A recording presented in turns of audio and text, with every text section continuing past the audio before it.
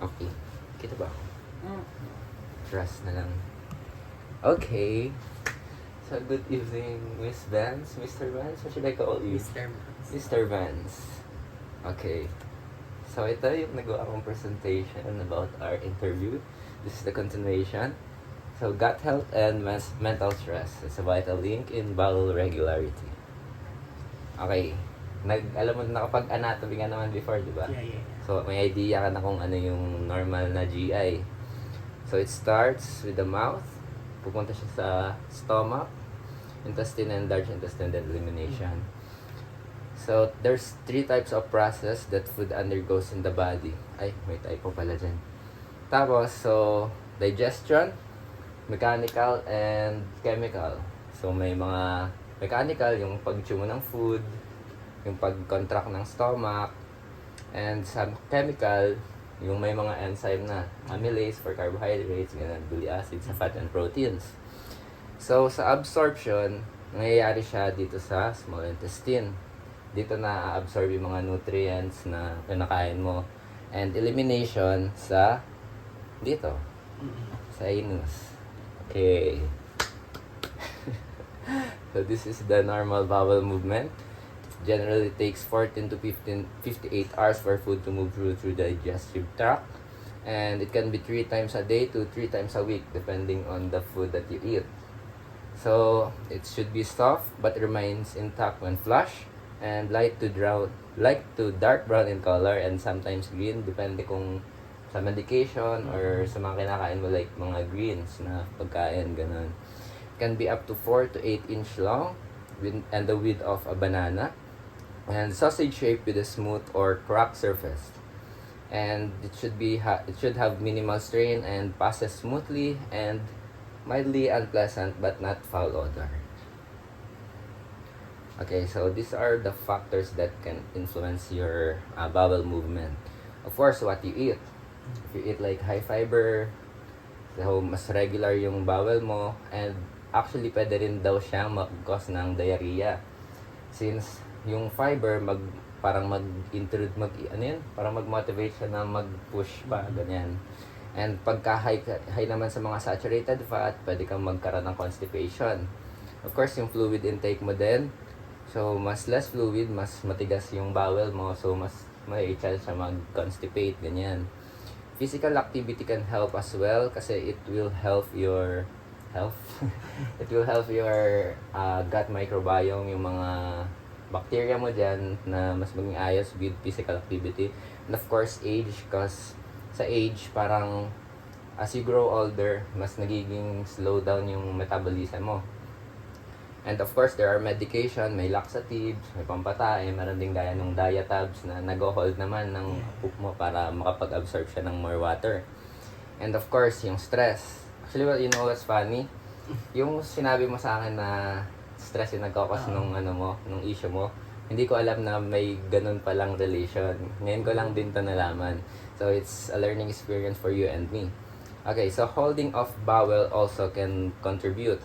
Kasi the more you hold your bowel, the more it will absorb water sa large intestine. Kung sa small intestine, pag-absorb siya ng nutrients, kasi sa small intestine, yung nature niya, fluid-filled siya, di ba? So, pag pumunta siya sa large intestine, medyo watery pa siya.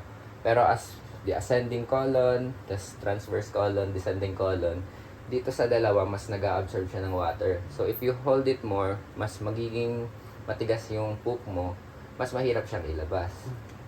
So, ito, mga additional infos ni ma'am sa food source, gaya ng example, yung pinagkukanan mo ng food.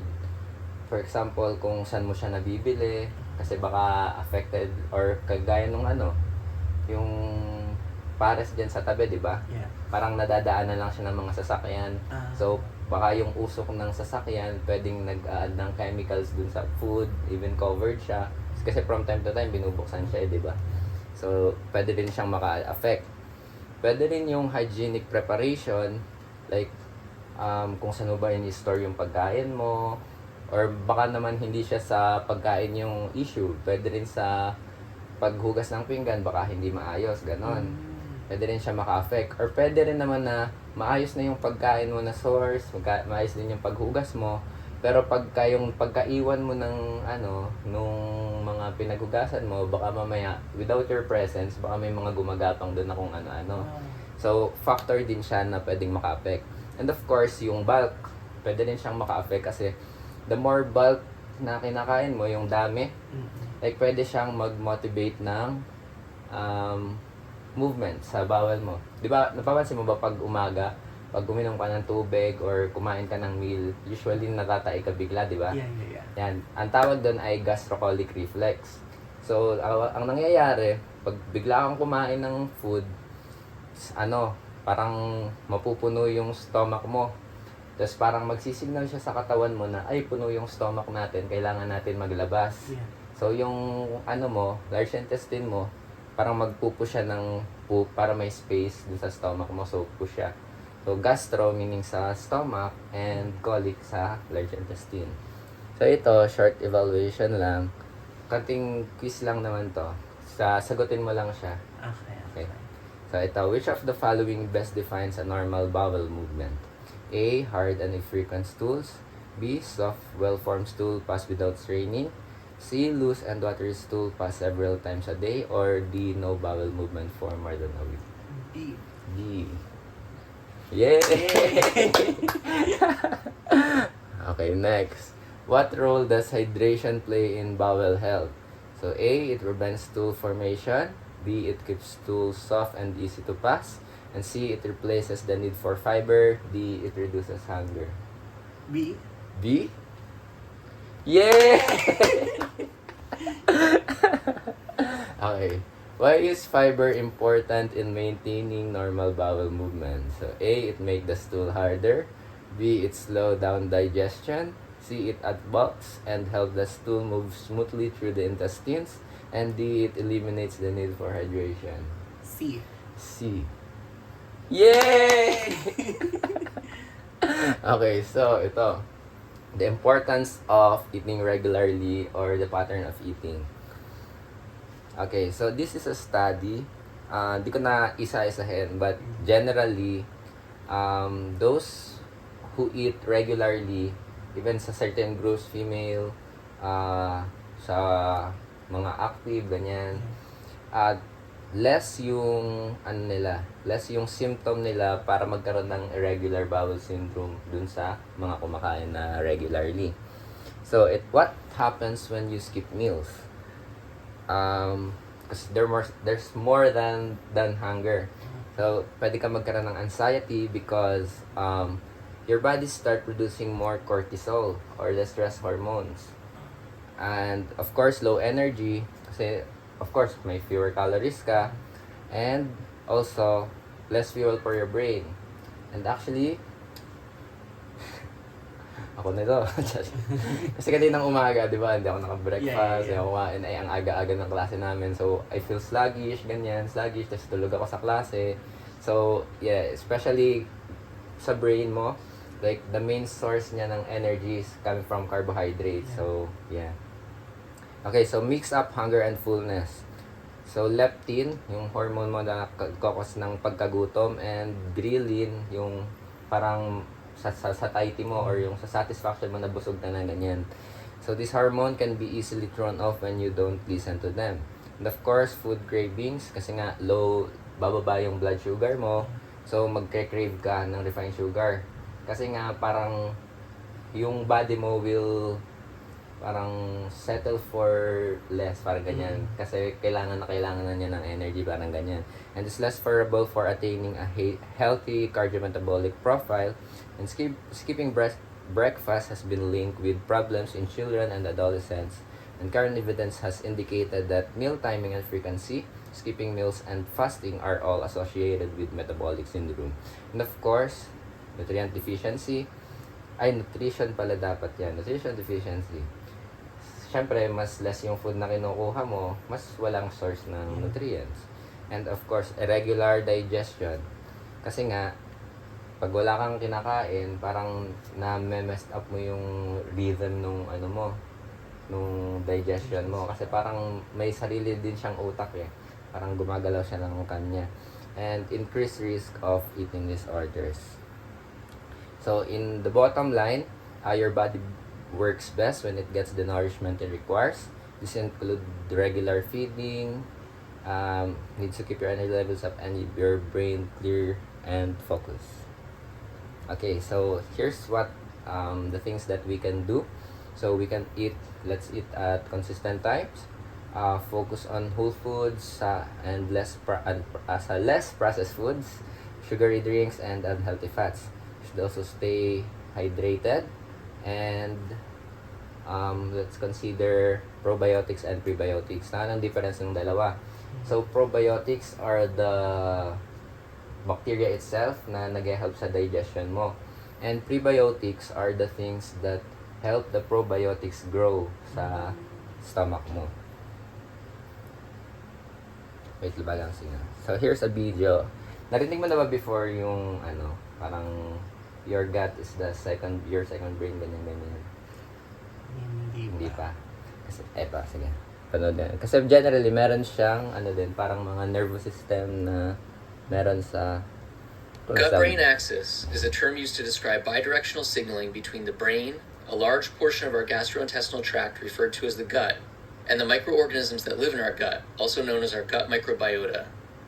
Our understanding of the gut-brain axis has evolved over the years, however, and it is now considered a biological system that involves other structures as well, including the autonomic nervous system, enteric nervous system, immune system, and the neuroendocrine system.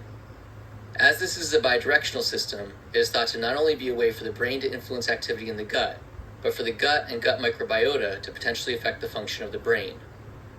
It has long been recognized that the brain can influence the gastrointestinal tract through a variety of mechanisms, in the process affecting digestion, gastrointestinal motility, and sensations in the gut, among other things. But more recent evidence suggests that the gut microbiota can influence the function of the brain through multiple mechanisms as well. One such mechanism involves affecting activity in the vagus nerve, a cranial nerve that connects the brain and the gastrointestinal tract. Activity in the vagus nerve has been shown to influence various behaviors, ranging from feeding and socializing to anxiety and depression. Gut microbiota may also be able to stimulate cells in the gut that produce neurotransmitters like serotonin, which can affect brain activity.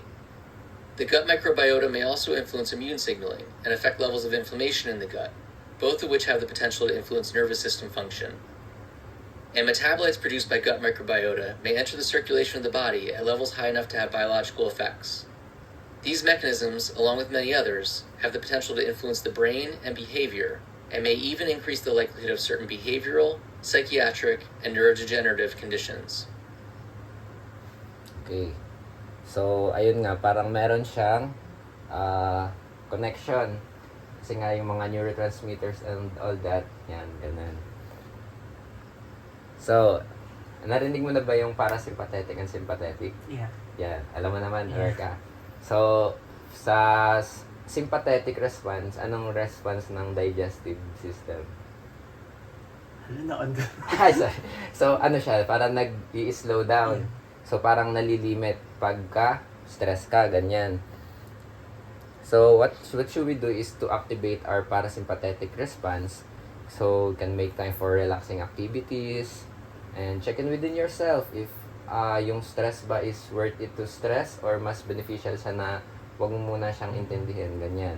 And of course, there are times na hindi natin nakaya na sa atin lang, so we need some support system. Kasi sa friends, family, ganyan. And practice self-compassion. So, don't be too hard on yourself. Parang ganyan. Huwag ka masyadong magpaka-stress sa sarili mo, ganyan. So, these are some of the basic stress management techniques that I researched. So, keep a positive attitude. Accept that there are events that you cannot control. Be assertive instead of aggressive. So, assert your feelings, opinions, or beliefs instead of becoming angry, defensive, or passive. And learn to manage your time more efficiently. Sa akin yata to. And set limits appropriately and say no to requests that would create excessive stress in your life. Alam mo na yun. And make time for hobbies and interests. Like, syempre, of course, for me, exercise, ganyan. Parang nakakapagbawas ng stress sa akin. And don't rely on alcohol, drugs, or compulsive behavior to reduce stress. drugs and alcohol can stress your body even more kasi sa mga complications na pwedeng mangyari. And seek out social support, spend enough time with those you love, and seek treatment with a psychologist or other mental health professionals trained in stress management or biofeedback techniques to learn more healthy ways of dealing with stress in your life.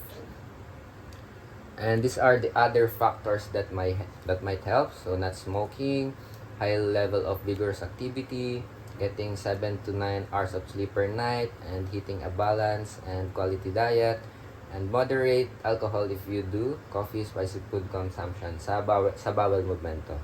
So, irregular bowel syndrome is a complicated condition because there doesn't appear to have a single cause and there is no one-size-fits-all way of managing it. However, yung lifestyle mo will be very helpful and will play an important role sa pag-manage nito.